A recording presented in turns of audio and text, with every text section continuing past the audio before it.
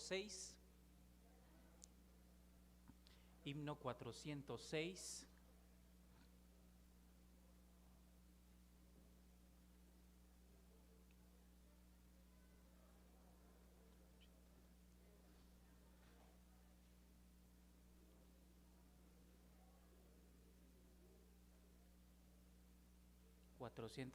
Si dejas tú que Dios te guíe.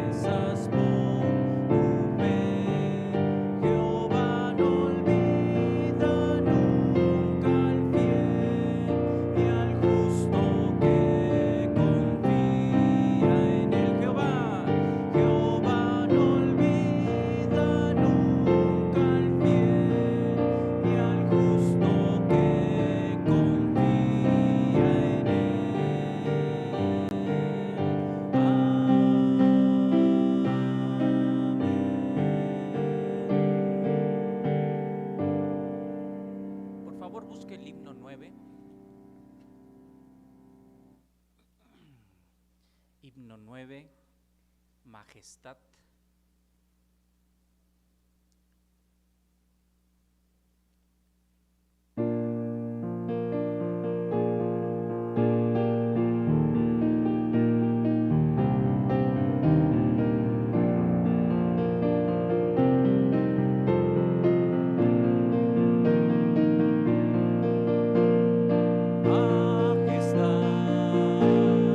Excelsa majestad.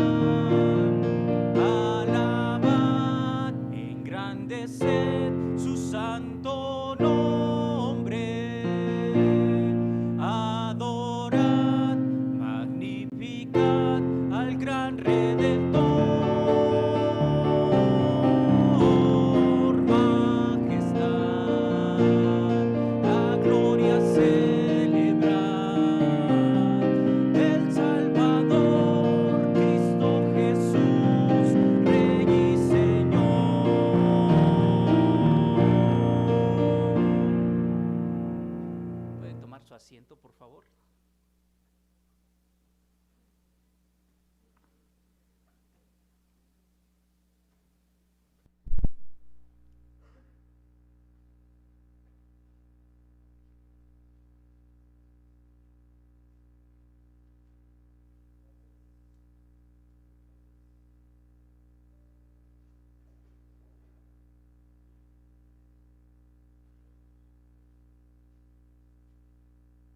Mira, estaba prendido. Hermanos, gracias por su esfuerzo. Gracias a Miguel Ángel que nos dirigió con estos cantos. Y vamos a cerrar este ciclo de conferencias con el tema del proceso bíblico de ordenación del pastor, o la designación de pastores, como algunos prefieren llamarlo. Y tenemos que hacer la pregunta: ¿quién determina cómo se elige un pastor? ¿Y quién determina cómo es el proceso de la designación de ese pastor? Algunas personas apelan a la tradición. Algunos sugieren: nuestra denominación ha trabajado por cientos de años y ha establecido esta estructura que es la que nos va a ayudar a entender quiénes y cómo se van a ser nombrados o identificados los pastores. Hace algunos años tuve la oportunidad de platicar con un hombre en Estados Unidos, en Los Ángeles, que decía que él formaba parte de una de las denominaciones más antiguas de los Estados Unidos y que, obvio, estaba orgulloso de eso, sin lugar a dudas, y mucho de lo que hacían era realmente guiado por la tradición, no tanto por lo que la Biblia dice. Algunos nombran a pastores o siguen un proceso de ordenación basado en preferencias o en modelos empresariales. Es decir, no buscan en la persona nada de lo que hemos visto hasta este momento, no apelan a su carácter moral, no apelan a sus calificaciones bíblicas, no apelan a sus calificaciones como maestro, sino simplemente apelan a la apariencia. Y si es una persona sonriente, si es una persona carismática, si es una persona sociable, si es una persona que tiene un tono de voz agradable, entonces se es puesta como pastor.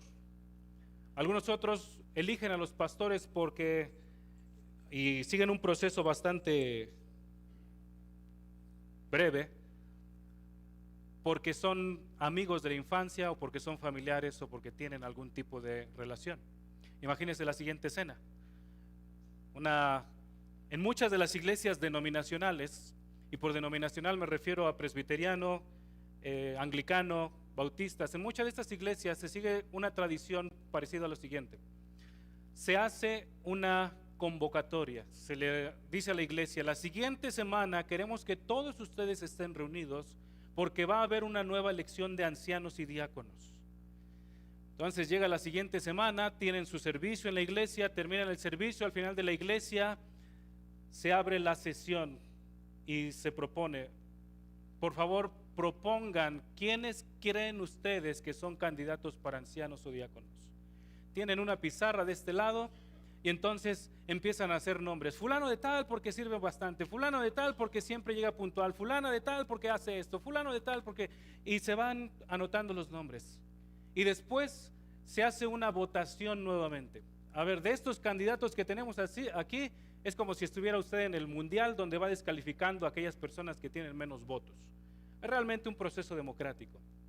Los que tienen menos votos se van descalificando hasta que al final quedan dos en la final y se enfrentan entre ellos de alguna manera, y el que tenga mayor voto es o el anciano o el diácono. ¿Cuánto tiempo tomó ese proceso para la designación de ese diácono o ese anciano? 1 hora cuanto mucho. 1 hora cuanto mucho.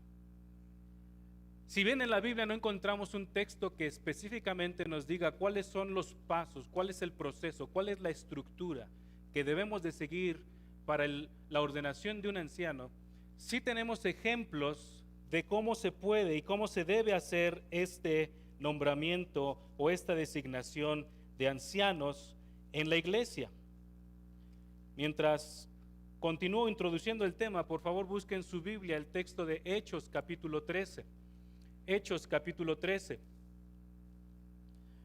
Un pastor de antaño llamado Charles Bridges comenta en su libro acerca del ministro cristiano.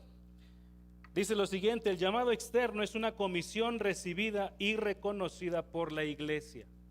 El llamado externo es una comisión recibida y reconocida por la iglesia. Es la acreditación a quien Dios ha calificado interna y adecuadamente para el ministerio. El llamado interno, por su parte, es la voz y el poder del Espíritu Santo dirigiendo la voluntad y el juicio y transmitiendo las calificaciones personales de un individuo.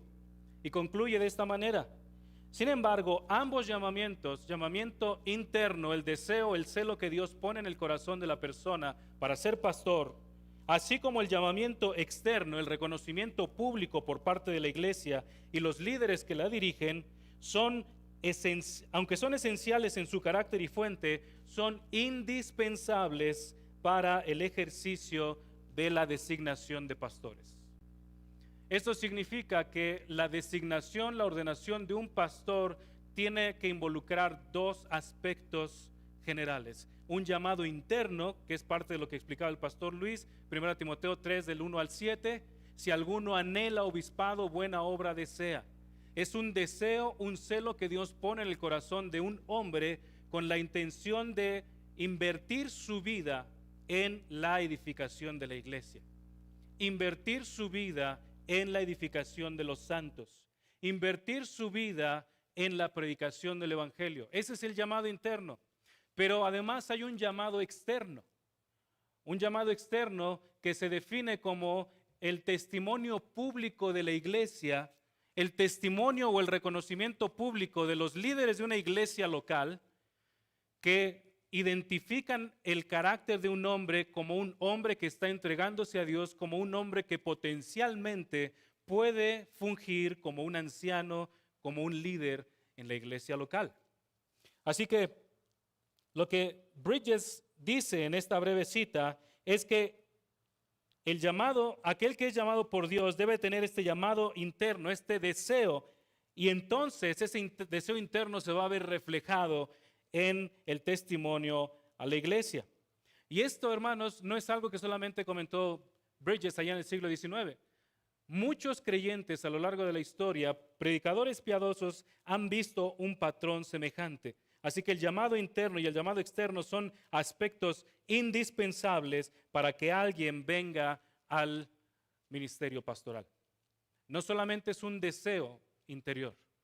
Debe de haber un reconocimiento, debe de haber una aprobación, digámoslo así, y voy a explicar más adelante a qué me refiero con esto, una aprobación de parte de la iglesia. No estoy hablando de una democracia, no estoy hablando de un concurso público en donde algunos van a desfilar por la pasarela del púlpito y decir, ese me cae bien, este tiene buena sonrisa. No se trata de eso, se trata de calificaciones espirituales que se manifiestan de manera práctica en el contexto de la iglesia local.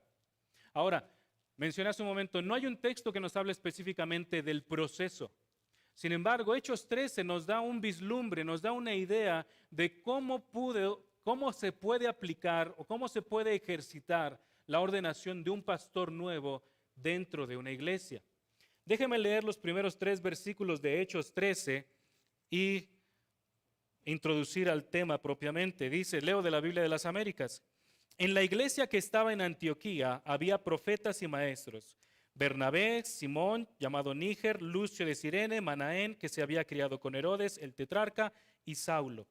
Mientras ministraban al Señor y ayunaban, el Espíritu Santo dijo, apartadme a Bernabé y a Saulo para la obra a la que los he llamado.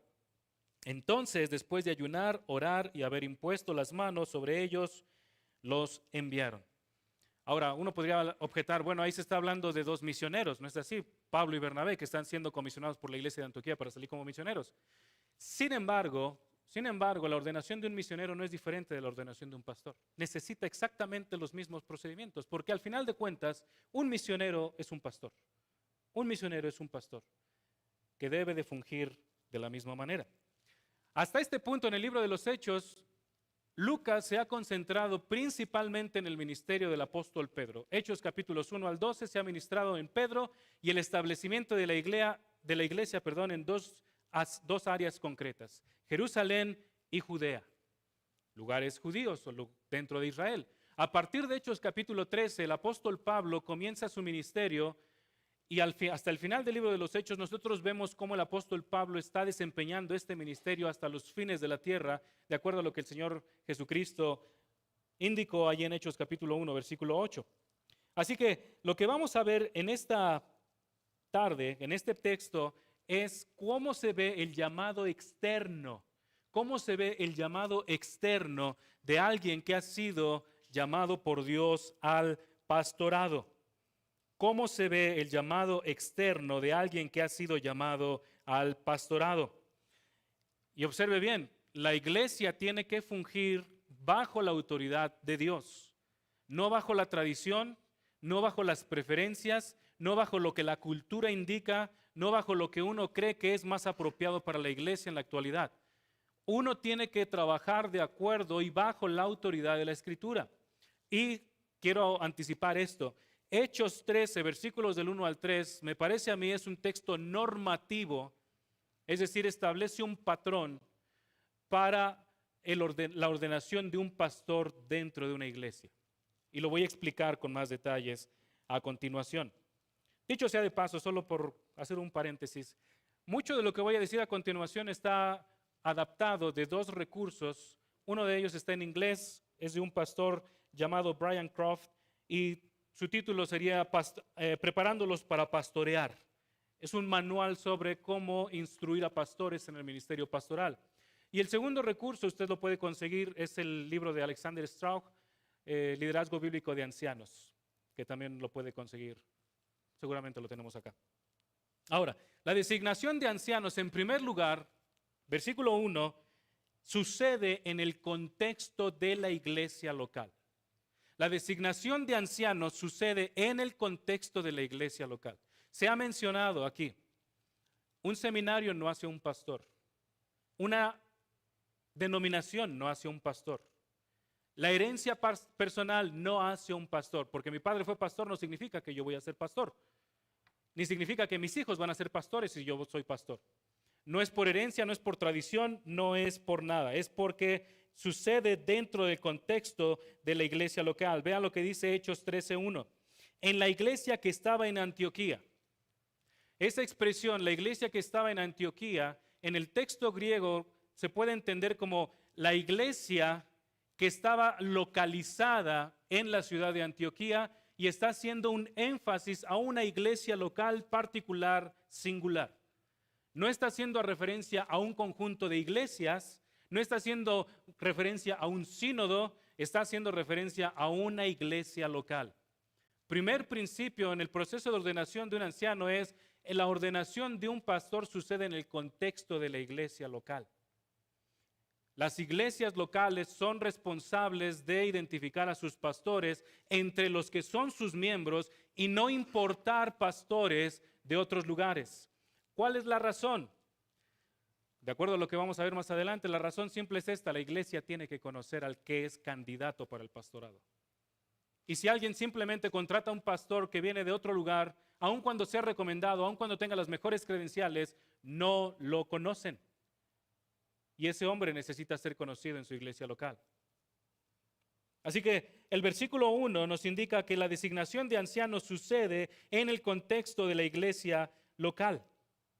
La iglesia primitiva, déjame citar esto de Brian Croft. Lo que se debe observar es el hecho de que la iglesia primitiva, la prueba, el entrenamiento, la afirmación y la designación de pastores era responsabilidad exclusiva de la iglesia local y de los pastores, líderes y creyentes que se encontraban dentro de ella. Si alguien va a observar al candidato, es la iglesia. Si alguien va a entrenar al candidato, en un sentido, es la iglesia. Si alguien va a afirmar al candidato, es la iglesia. La iglesia en conjunto y de manera más específica, los ancianos que están dirigiendo esa iglesia. ¿Cómo lo sabemos? Vea lo que dice a continuación el versículo 13. En la iglesia que estaba en Antioquía había profetas y maestros. Pausa allí. ¿Qué significan profetas y maestros? Estos eran dones específicos que fungieron durante el establecimiento de la iglesia. Esto es parte de lo que vimos hace un momento en Efesios 4, 11 y 12. Dios dio a algunos el ser pastores, evangelistas, profetas, evangelistas, pastores y maestros a fin de capacitar a los santos. En la iglesia primitiva, la función de profeta era una función de transición, no era una función permanente, era una función de transición en lo que se establecía la iglesia local. Sin embargo, observe allí el versículo 13, dice que había maestros. Esta es la única vez en todo el libro de Hechos que aparece ese aspecto de maestros aplicado o describiendo las funciones de los hombres que van a presentarse a continuación. Y es el mismo término que utiliza el apóstol Pablo cuando habla en Efesios capítulo 4 sobre la designación de dones que Dios ha otorgado para la iglesia. Y es el mismo llamado que Dios le da al hombre que es llamado al ministerio, de acuerdo a lo que estudiamos hace un momento en 1 Timoteo capítulo 3, que tiene que ser apto para enseñar. Esa es la forma verbal, este es el sustantivo, pero está utilizando la misma raíz. ¿Por qué? Porque está enfatizando una función particular de las personas que está mencionando. Observe además el texto. ¿Quiénes eran estos profetas y maestros? Bernabé, Simón, llamado Níger, Lucio de Cirene, Manaén, que había sido criado con Herodes el tetrarca, y Saulo. Escuche bien el segundo principio que voy a mencionar. Primer principio es la designación de ancianos sucede en el contexto de la iglesia local. Segundo principio, la designación de pastores o ancianos es reconocido, respaldado por otros pastores en la iglesia local. La designación de pastores o ancianos es respaldado o es reconocida por otros pastores. En este caso, en la iglesia de Antioquía, los líderes son identificados bajo estos dos encabezados, profetas y maestros. Y entre ellos, observe, están Bernabé, Simón, Lucio, Manaén y Pablo. Y de esos 5 que son maestros, que son dirigentes de la iglesia, 2 de ellos van a ser tomados para ser enviados al campo misionero. Esto nos habla también acerca de quiénes tienen que ser enviados al campo misionero. No puede ser enviado cualquiera que diga yo quiero ser misionero. Tiene que ser alguien que ya esté fungiendo dentro de la iglesia como un líder de la iglesia. Pero bueno, eso es harina de otro costal, como pudiéramos decir. Vea la manera en la que se van a designar a estos pastores o misioneros. Versículo 2. Mientras ministraban al Señor y ayunaban, el Espíritu Santo dijo, apartarme a Bernabé y a Saulo para la obra que los he llamado. En el proceso de designación de pastores debe de haber una consagración a Dios para buscar su dirección en la elección apropiada de los hombres que son calificados. ¿Cómo lo sabemos? Primera parte del versículo 2. Mientras ministraban al Señor y ayunaban. Ministrar es una palabra que se refiere a ejercitar en el servicio público a la iglesia. Mientras estaban sirviendo a la iglesia, estaban buscando la dirección de Dios para corroborar a aquellos que serían enviados al campo misionero. Pero esto no es diferente, como mencioné hace un momento, del llamado al pastorado. Para llamar a un hombre al pastorado, para trabajar dentro del proceso de ordenación, se necesita saturar el proceso de una dependencia de Dios. Depender de Dios en oración. Y diría yo también, de acuerdo al versículo 2, parte del ayuno. Escuche bien, el ayuno no está prohibido para el creyente. En ninguna parte de la Biblia encontramos que el ayuno esté prohibido. El Señor Jesucristo corrige acerca del ayuno ahí en Mateo capítulo 6. Cuando ayunes, no pongas cara triste y demacrada como hacen los hipócritas. Más bien, lava tu rostro, cámbiate la ropa y que no te vean que estás ayunando. Que tu ayuno sea para el Señor. No está prohibiendo el ayuno. Es algo que no se practica tanto, es algo de lo cual se tiene un mal entendimiento y creo que es algo que necesitamos recuperar, pero me parece a mí que el ayuno es bien un medio de gracia que Dios provee con el propósito de buscar dirección de Dios en aspectos de decisiones específicas. Particularmente cuando se trata, por ejemplo, Hechos 13, de la designación de pastores o de misioneros. El ayuno generalmente en el contexto bíblico tiene que ver con buscar la dirección de Dios. Dios, ilumínanos, danos sabiduría. ¿Cuál es la mejor decisión? ¿Cómo debemos tomar las decisiones con el propósito de que te adoremos por sobre todas las cosas a ti y no estemos buscando nuestra propia gloria? Así que están buscando en primer lugar la guía del Señor. Pero también en el proceso, observe que la iglesia también está involucrada en esta designación de pastores. Versículo 3. Entonces, después de ayunar, orar y haber impuesto las manos sobre ellos, los enviaron. Hay mucha disputa acerca de esa expresión final en el versículo 3. Los enviaron. ¿Quiénes los enviaron? ¿Solo los 3 que quedaron como ancianos o profetas y maestros? ¿O toda la iglesia? Respuesta. Me parece a mí que la forma más lógica de entender esto es toda la iglesia local los mandó. ¿Por qué? Porque el versículo 1 establece el fundamento para esta interpretación. Estaban en la iglesia de Antioquía. La iglesia allí se utiliza como un colectivo. La iglesia es un todo, los líderes y los congregantes. No son dos entidades independientes. Si bien los líderes, los maestros, son los que tienen la responsabilidad de examinar en general al candidato para el pastorado, la iglesia también tiene la responsabilidad y es encargada de enviar, de respaldar al que es enviado para el ministerio pastoral en sus actividades. Ahora, ¿cómo podemos definir que Pablo y Bernabé tenían el respaldo de la iglesia? ¿Cómo sabemos que Pablo realmente estuvo aprobado por la iglesia? Cualquier persona podría decir, bueno, Pablo no necesitaba el respaldo de la iglesia, ¿cierto? Él fue designado por Dios como el último apóstol, ¿no es así? ¿Qué mayor credencial que esa necesitaba? Bueno, pues para que veamos que aún el gran apóstol Pablo tenía esta responsabilidad de estar sujeto a una iglesia local, vaya al capítulo 11 de Hechos y veamos la manera en la que el apóstol Pablo se dirigió en el contexto de su iglesia local. Su apostolado no lo limitó, no lo separó de una iglesia local. Hechos capítulo 11, vea a partir del versículo 25. Y Bernabé salió rumbo a Tarso para buscar a Saulo, y cuando lo encontró lo trajo ¿a dónde?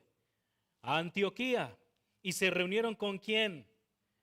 Con la iglesia. ¿Cuál iglesia? La iglesia de Antioquía. ¿Por cuánto tiempo? Por todo un año. ¿Y qué es lo que estaban haciendo? Enseñaban a las multitudes. ¿Y a quién? Y a los discípulos se les llamó cristianos por primera vez en Antioquía. Pase al versículo 30. Déjeme leer desde el 29. Los discípulos, conforme a lo que cada uno tenía, determinaron enviar una contribución para el socorro de los hermanos que habitaban en Judea, y así lo hicieron mandándola a los ancianos por mano de Bernabé y de Saulo. ¿Cuánto tiempo estuvo el apóstol Pablo sirviendo en la iglesia de Antioquía? Al menos un año. Al menos un año en el cual no solamente estuvo sentado calentando su silla esperando a que los demás sirvieran. El texto, versículo 26, es muy claro, donde dice que el apóstol Pablo y Bernabé fueron maestros de la iglesia en Antioquía. Y ese servicio que dieron a la iglesia fue el reconocimiento del llamado externo que eran capacitados o que estaban calificados para la obra de las misiones. Y por eso el versículo 30 nos dice que esta colecta que se hizo fue enviada por mano de ellos. Ahora, si continuáramos leyendo el capítulo 13 de Hechos, nos damos cuenta de que es el primer viaje misionero de Pablo.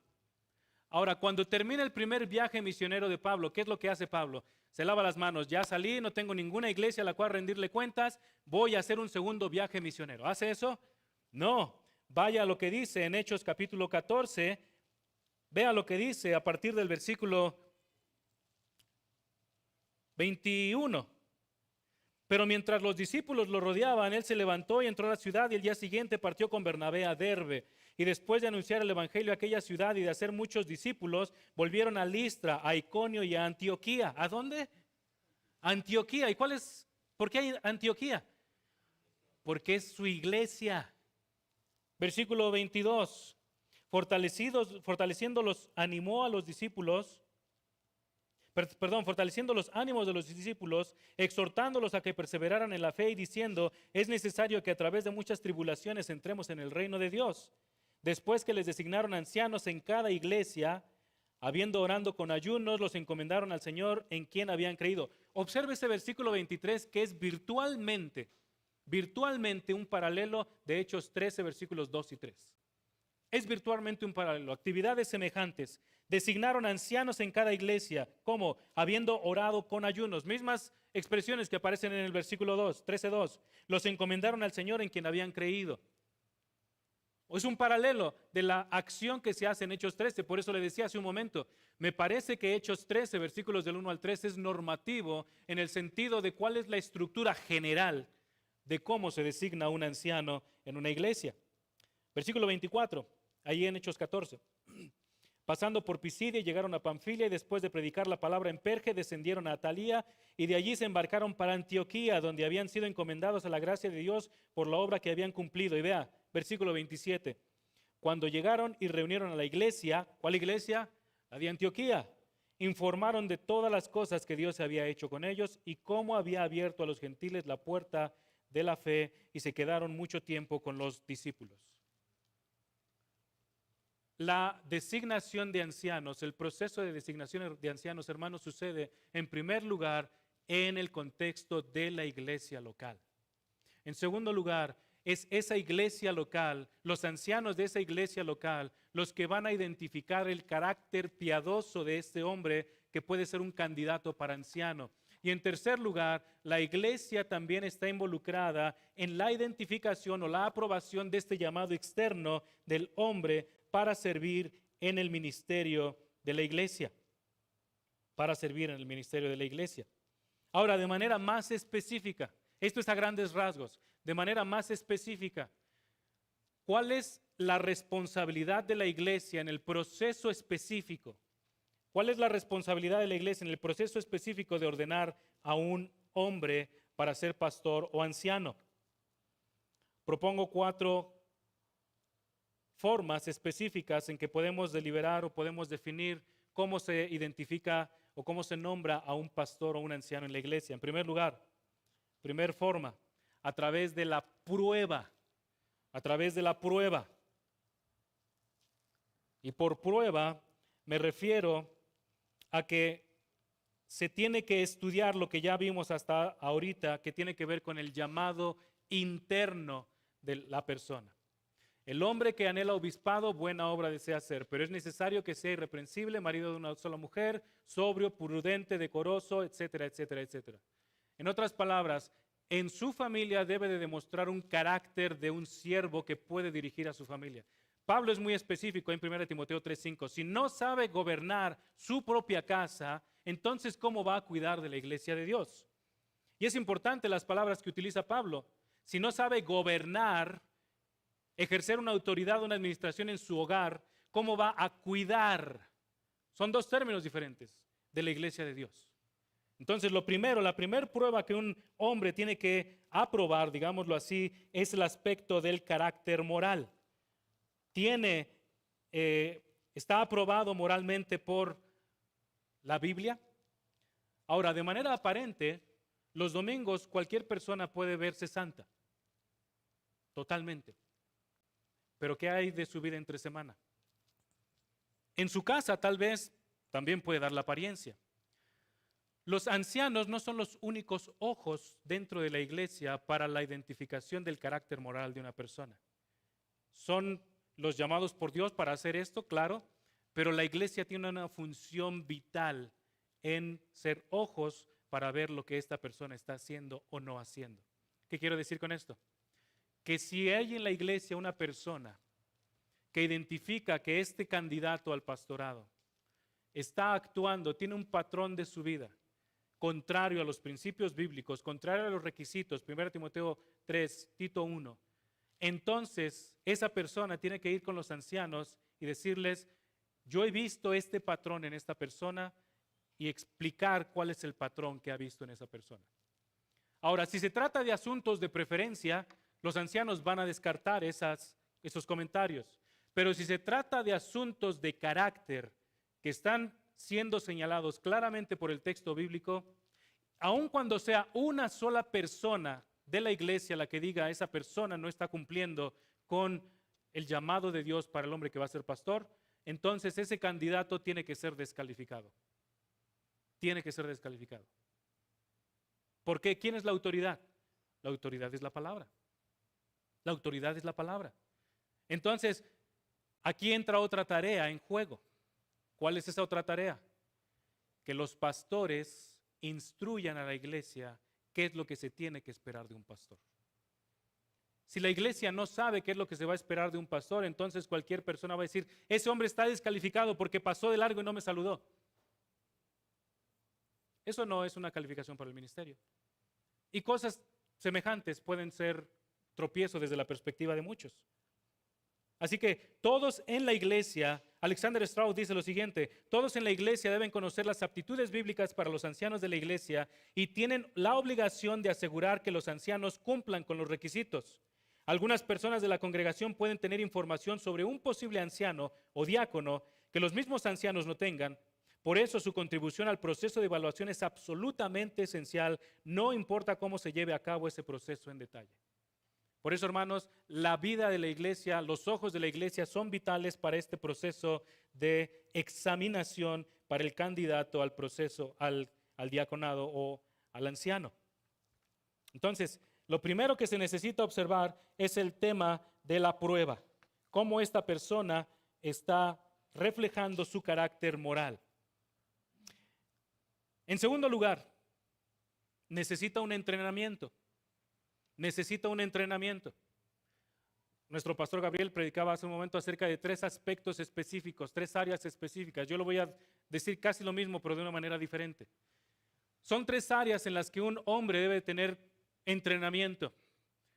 Área de conocimiento bíblico. Área de conocimiento bíblico. El pastor tiene que ser un experto en la Biblia. Escuche bien esto, hermano. El pastor tiene que ser un experto en la Biblia. Si bien es cierto que debe de tener conocimientos de teología sistemática, teología bíblica, teología histórica, su materia prima de trabajo, digámoslo así, es la escritura. Dios no le va a exigir a una persona que tenga experiencia en un volumen de teología sistemática. Es bueno, pero eso no es lo principal. Lo principal es que conozca la Biblia, que conozca lo que la Biblia dice. Es triste ver que hay hombres que están como líderes o maestros en las iglesias y no pueden encontrar el libro de Ageo, por ejemplo, en el Antiguo Testamento. El libro de Ageo. ¿Dónde está el libro de Ageo? Ageo. No, yo no me llamo así. ¿Y dónde está el libro de Habacuc? ¿Habacuc? ¿No conocen libros del Antiguo Testamento? A ver, dime, ¿cuál es el tema central del libro de Levítico? Pues los levitas, por eso se llama Levítico, ¿no? A ver, dime, ¿dónde está el pacto davídico? Pues es bien fácil, está en Tercera de Crónicas. Es gracioso, hermanos, pero hay personas que no conocen su Biblia. ¿Quién es Booz? Si tú eres pastor, debes de saber quién es Booz. Porque una persona va a venir, pastor, fíjese que estaba leyendo el libro fulano de tal y aparece el nombre de Booz. Dice, es que esa es una traducción del inglés que significa el jefe, el boss. No, Booz es el tatarabuelo, el bisabuelo del rey David, libro de Ruth, capítulo 4. Hermanos, necesitamos conocer el texto bíblico. ¿Cuál es el tema central de Génesis? ¿Cuál es el tema central de Éxodo? ¿Dónde está el pacto davídico? ¿Dónde está el pacto mosaico? ¿Dónde encontramos el nuevo pacto?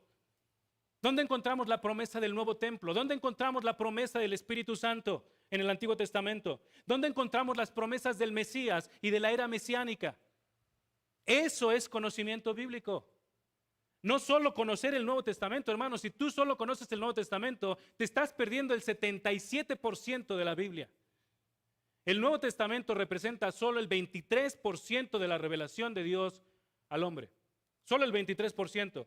Y dicho sea de paso, para que entiendas el Nuevo, necesitas conocer el Antiguo. ¿Por qué crees que se llama Nuevo Testamento?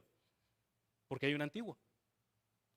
¿Por qué crees que el Señor dijo, para que se cumpliese lo que fue dicho por el profeta fulano de tal? Porque necesitamos entender lo que el texto bíblico en el Antiguo Testamento está diciendo. Hermanos, eso es conocimiento bíblico. Que conozcas tu Biblia, que sepas de qué está hablando cada uno de los libros, que sepas quiénes son los personajes principales, que sepas o tengas una idea general. ¿Cuándo fue escrito el libro de Isaías? ¿Fue escrito en el siglo III, como dicen los liberales? ¿Cuándo fue escrito el libro de Daniel? Daniel es un libro de profecía post-evento. Sucedió en el siglo, se escribió en el siglo II, ahí un poquito antes de que se tradujera la Septuaginta, y después lo incluyeron ahí como parte de la Septuaginta, pero fue escrito en el siglo II. Y entonces todo lo que dice Daniel es mentira. Eso es conocimiento bíblico, hermanos. Que tengamos una idea general al menos de qué es lo que dice cada uno de los libros del texto bíblico. Eso es conocimiento bíblico. En segundo lugar, una segunda área en la cual el candidato al ministerio debe de tener conocimiento es lo que mencionaba hace un momento, es conocimiento teológico. Conocimiento teológico. Dime cuál es un texto clave que nos habla de la doctrina de la encarnación de Cristo. Dime cuál es un texto clave que nos habla de la santidad de Dios. ¿Cómo haces la diferencia? Si viene un católico y te pregunta, oye, ¿por qué tú y yo somos diferentes? Tú crees en la Trinidad, yo creo en la Trinidad, tú crees en la justificación por la fe, yo creo en la justificación por la fe. ¿Qué es lo que nos hace diferentes? ¿Cómo le respondes? ¿Cómo le respondes a un mormón que te dice, bueno, sí, la Biblia es el testamento de Dios, pero hay otro testamento que es el testamento de Jesucristo? ¿Cómo respondes con la doctrina de la Biblia, de la autoridad, inspiración, autoridad y suficiencia de la Escritura? ¿Cómo le respondes a una persona que te dice, sí, mira, pues yo fui bautizado en el nombre de Jesús, solo Jesús? Es lo que la Biblia dice, el texto de Hechos habla de eso, que eran bautizados solo en el nombre de Jesús, no en el nombre del Padre ni del Hijo, perdón, no en el nombre del Padre ni del Espíritu Santo, solo Jesús. Sin saber que los promotores del bautismo en solo Jesús son unos herejes que creen en el modalismo, una doctrina que niega la Trinidad. Eso es conocimiento teológico. Eso es conocimiento teológico. Una persona va a venir a ti y te va a decir, bueno, cuando estamos en la cena del Señor, pues yo pienso que realmente el jugo se convierte en sangre y el pan se convierte en carne. Entonces se cumple lo que dijo el Señor Jesucristo, comer mi carne y beber mi sangre. ¿No es así? Creen en la teoría o en la doctrina de la transubstanciación. ¿Cómo le respondes bíblicamente a esa persona? Eso es, hermanos, conocimiento teológico. Eso es conocimiento teológico. Si viene una persona y te pregunta, oye, mi tío está asistiendo a una iglesia carismática, ¿crees que sea salvo? ¿Cómo le contestas? Eso es conocimiento teológico. Si le respondes no de manera inmediata, estás descalificado para el ministerio. El pastor, el candidato, el que está en el proceso de ordenación, necesita conocimiento bíblico, necesita ser un experto en su Biblia. Y dicho sea de paso, necesita leer su Biblia. Necesita leer su Biblia. Piense en el siguiente dato. Si usted dedica 15 minutos al día, usted va a leer la Biblia una vez al año. Una vez al año. No es una meta tan lejos de alcanzar. 15 minutos al día, que bien usted los puede desperdiciar en cualquier otro lugar. O si usted va en el transporte público, lleve su Biblia, puede leer 15 minutos y en un año usted terminó de Génesis a Apocalipsis. Si usted lee 30 minutos al día, va a leer 2 veces y media toda la Biblia en un año. 2 veces y media. Y si usted le dedica, vaya incrementándole, haga la conversión. Si usted le dedica 1 hora a la Biblia, la va a leer 5 veces en un año. No es una meta tan lejos de alcanzar. Pero lo que mencionaba nuestro pastor hace un momento, ¿cuál es el problema fundamental? Pereza. Pereza y amor al placer. Pereza y amor al placer. Entonces, necesitamos entrenamiento en 3 áreas. Primera área, conocimiento bíblico, conozca su Biblia. Segunda área, conocimiento teológico, conocer las doctrinas generales, bibliología, teología propia, cristología, neumatología, antropología, soteriología, escatología, eclesiología, etc. Tercera área, necesita saber cómo aplicar este conocimiento bíblico y teológico de manera práctica en la iglesia. Es decir, en el proceso de examinación, al candidato se le pueden hacer preguntas específicas.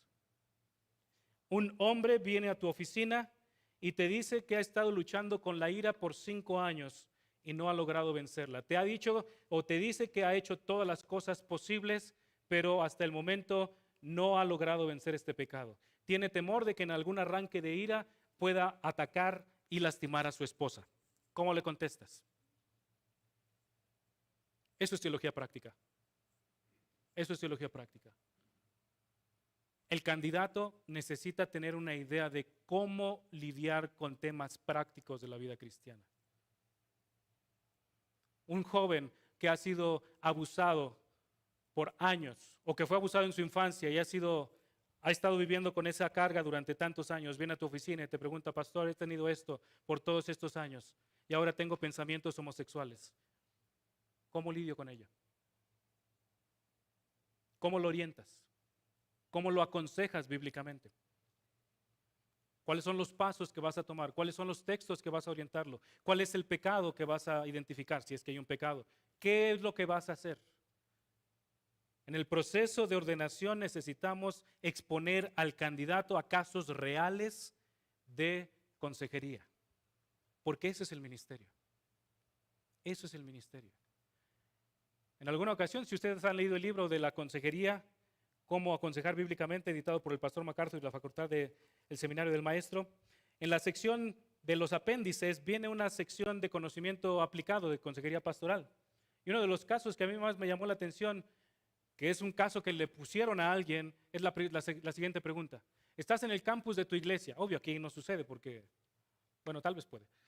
Estás en el campus de tu iglesia. Son las 10 de la noche. Estás pasando enfrente del baño de los hombres y escuchas las voces de dos hombres agitados pidiendo intensidad en su relación homosexual. ¿Qué es lo que vas a hacer en ese momento? ¿Cómo vas a actuar? ¿Qué les vas a decir?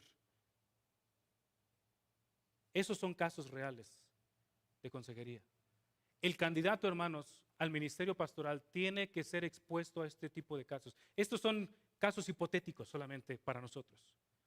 Pero el candidato debe de saber, debe de tener el conocimiento, la orientación de saber a dónde dirigir ese caso específico. Entonces, en el proceso de examinación o de entrenamiento, el candidato debe de ser experto o debe de tener, no experto tal vez, pero sí debe de tener conocimiento en 3 áreas: conocimiento bíblico, conocimiento teológico y conocimiento práctico.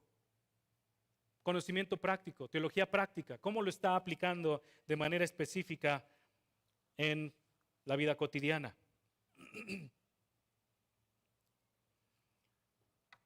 Además, este candidato tiene que ser examinado de manera personal respecto a lo siguiente: ¿cuáles son sus creencias específicas? ¿Qué es lo que él cree acerca de la Biblia? ¿Qué es lo que él cree acerca, por ejemplo, de la unidad de la Escritura? ¿Qué es lo que él cree acerca de la autoría de las epístolas paulinas? ¿Qué es lo que él cree acerca de la creación en Génesis capítulos 1 y 2? ¿Cómo lo considera? ¿Son eras? ¿Son épocas? ¿Teísmo evolutivo? ¿Creación literal? ¿Creación mitológica? ¿Qué es lo que él cree acerca de esos capítulos centrales de Génesis? ¿Qué es lo que cree acerca del pacto mosaico y el nuevo pacto en Jeremías 30 al 33? ¿Cuáles, de acuerdo a él, son sus dones particulares? ¿Cuáles son los dones con los cuales Dios lo ha dotado? Así que se necesita examinar a esta persona en su perspectiva particular acerca de la doctrina bíblica. ¿Cuál es su concepto acerca de la Trinidad? ¿Cuándo? No cuándo. ¿Cómo identifica la Trinidad en la Biblia? En fin, entonces tiene que haber un examen personal, convicciones personales, pero tiene que haber una examinación de conocimiento bíblico, teológico y aplicación pastoral. Ahora, ¿cuánto tiempo va a durar esto? La Biblia no dice una fecha, un tiempo específico. Podríamos tomar como marco de referencia lo que dice Hechos 11:26, que el apóstol Pablo estuvo durante 1 año siendo observado por los hermanos de Antioquía. De hecho, muchas iglesias toman esa decisión de tomar 1 año como el tiempo apropiado de entrenamiento para la persona que va a ser el pastor o un pastor en su iglesia. Pueden ser 1 año, puede ser más, pero lo que sí tiene que considerarse tiene que ser un tiempo prudente. tiene que ser un tiempo prudente, prestando atención a lo que Pablo dice en 1 Timoteo 5, no impongas las manos con ligereza, siendo partícipe de los pecados de los demás. No es con ligereza, no es algo apresurado. Es que la iglesia necesita un pastor. Tranquilo, tranquilo. Las cosas no se hacen a la carrera. Tiene que haber sabiduría, tiene que haber prudencia, tiene que haber discernimiento. Hay que orar. Las necesidades no son el indicador de cuánto tiempo una persona debe de estar en entrenamiento. Pero posiblemente un año sea una alternativa válida. En tercer lugar, tiene que haber una afirmación de parte de la iglesia. Es decir, si la persona ya fue identificada, ya fue propuesta, ya recibió su entrenamiento, ahora tiene que haber una afirmación de parte de los ancianos hacia la iglesia. Hacia la iglesia. Sin embargo, hay un riesgo en esta afirmación de los ancianos. En muchas iglesias se ve al anciano como una especie de papa. O se ve el ministerio pastoral como una especie de un sacerdocio particular de estilo el Antiguo Testamento. Alexander Strauch hace la siguiente aclaración, la siguiente advertencia. El Nuevo Testamento nunca envuelve la instalación de los ancianos en ritos sagrados o de ministerio. No hay ningún rito sagrado que realizar ni ceremonia especial que observar. El nombramiento de los ancianos no es un sacramento sagrado. El nombramiento no confiere ninguna gracia ni poder especial, ni uno se convierte en sacerdote, clérigo o santo en el momento del establecimiento. Y es importante que la iglesia entienda esto, es importante que el candidato entienda esto y es importante que los pastores que están dirigiendo este proceso sepan esto. La afirmación simplemente significa que una vez que ha sido aprobado, entonces públicamente se presenta al candidato, no más como candidato, sino como un pastor que se está integrando al cuerpo de ancianos en la iglesia. Y finalmente, el último aspecto que realmente no debe de ser el paso final, sino debe de ser algo constante durante todo el proceso, es la oración. La oración. Si bien ahí en Hechos 13 nosotros vemos que en el caso de Pablo y Bernabé les impusieron las manos, algo parecido a lo que vimos en Hechos 14, algo parecido a lo que vemos en Hechos capítulo 5, donde Pablo y el presbiterio le impuso las manos a Timoteo, siempre está acompañado de oración. La imposición de manos es un símbolo de que esta persona ahora forma parte del consejo de ancianos y de que es una persona aprobada delante de Dios, delante de la iglesia y con el respaldo de los ancianos para que funja en el ministerio pastoral. Ahora, estas son sugerencias, no son, me parece a mí, no son normas específicas. Uno puede identificar más detalles al interior de cada uno de estos pasos y muchos de esos detalles realmente van a ser definidos por la iglesia local. Las iglesias locales son iglesias autónomas, son iglesias independientes que van a determinar cuánto tiempo van a dedicar al entrenamiento, cuánto tiempo van a dedicar a la observación del candidato, cómo va a ser todo el procedimiento, etcétera, etcétera. Pero lo que sí me parece a mí que es inamovible son los tres primeros puntos que mencioné al inicio. La elección o la ordenación de un anciano es en el contexto de la iglesia local, es realizado por los pastores que están fungiendo en la iglesia local y tiene el respaldo de la iglesia en general. Entonces, nuestro deseo es que esto contribuya para sus propios ministerios, que sean animados y que revisen también. Si usted sabe que no ha sido llamado al ministerio, como lo mencionó nuestro pastor Luis, entonces renuncie. No hay nada de malo en reconocer que ha estado en un error por mucho tiempo. Renuncie. Eso le trae gloria a Dios. Oremos. Padre, gracias por tu misericordia. Concédenos seguir honrándote mientras vivimos el resto del día. Gracias por este tiempo de conferencias. Y Señor, te pedimos que nos ayudes para examinar nuestras vidas, el llamado que nos has hecho y fungir, desempeñar el don que nos has dado en el área particular a la cual tú nos has llamado. En nombre de Cristo te damos gracias por tu bondad. Amén. Despedidos. Gracias por su asistencia.